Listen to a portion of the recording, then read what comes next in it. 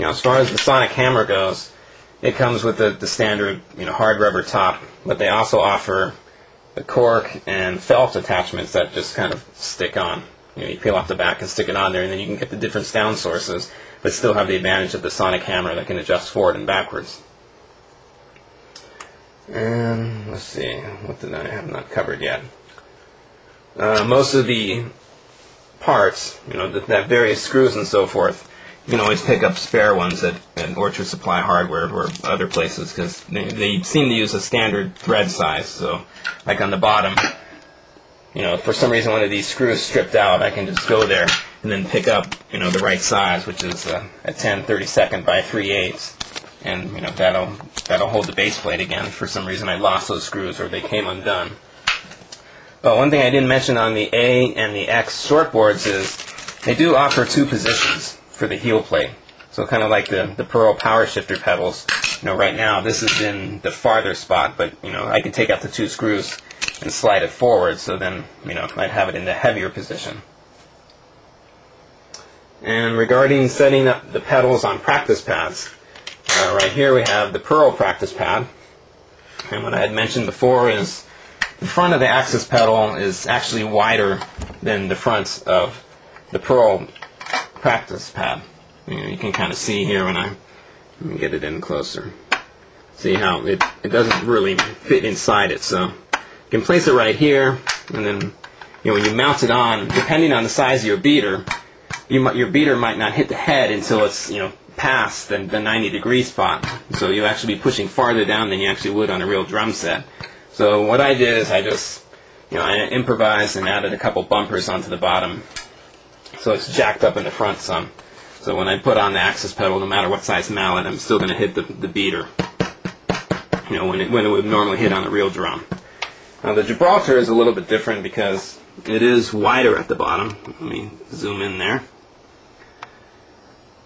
So you can see that it mounts on there securely. It's just a matter of then you have to figure out how far away your bass drum mallet normally is from the head, because there's no real stopping point for it. You could put it on as close as you like, or quite far away.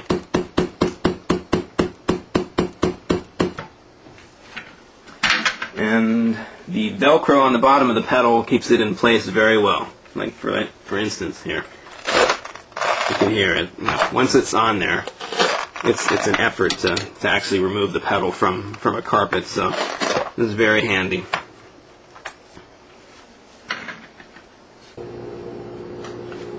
One thing I want to point out on the double pedal setup is a lot of people have mentioned that the actual beater, the slave side beater, is set too far away, so it never hits close to the center of the drum head. But on the Axis double pedal, what you can do is adjust this piece. There's 2 screws here, so when you loosen these 2 Allen screws, this piece will move up and down. So when it's perfectly straight, then yeah, when the beater touches, it's going to be farther to the left. But if I angle this down all the way and then just raise the beater up some more, I can get it fairly close, depending on the size of the beaters that you're using too. So this will hit closer to the center of the drum head. Like most of the pictures I've seen online, this is in the perfectly level position, so the beater appears to be hitting farther to the left of the actual drum head. But that is an option, that you just loosen the screws, adjust it up or down, and then you're going to have the slave side beater hitting a lot closer than it normally would be. Also on the E-kit trigger setup, the actual axle right here, when you put on the detonator and then put back on the piece that holds the spring, for the beater angle, if you look inside it, let me see if I can zoom in enough. Let's wait for the autofocus to kick in. You can see the axle doesn't stick out all the way because it's not really long enough to hold on, the detonator and this piece. But with the 2 Allen screws that are on there, they're still attached there securely. So even though the axle doesn't look like it's going to hold tight, since the screws are touching it where it doesn't, where there's no gap, it's still going to hold the beater angle. Like I've used this for almost 2 years now and haven't had a problem with it. So even though it looks like it doesn't going to hold it all the way, it will. And that's a non-issue if you're using the double pedal with with the E kits, because then you just have to hold on the detonator here, because this piece is actually on this side.